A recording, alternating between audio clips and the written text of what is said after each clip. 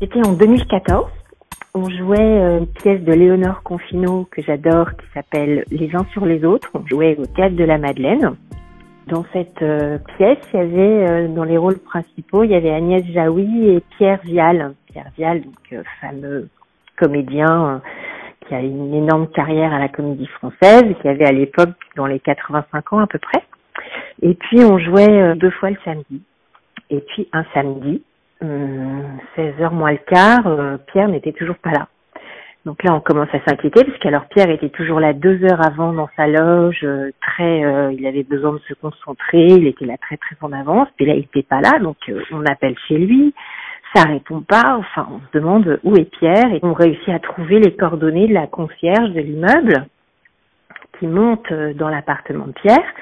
Et Pierre était en train de faire une sieste et il s'était pas réveillé.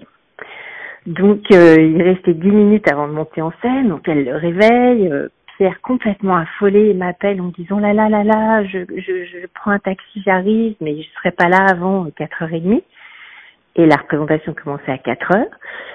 Et donc, tout le monde était dans la salle était pleine, il y avait 700 personnes, et Agnès Jaoui décide d'aller parler aux gens. Donc les gens rient, et puis elle leur dit, en attendant, je vais vous chanter des chansons.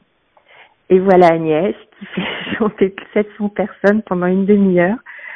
Des chansons que tout le monde connaît, elle leur a chanté des airs classiques et tous les spectateurs ont eu le droit à un concert en première partie du spectacle.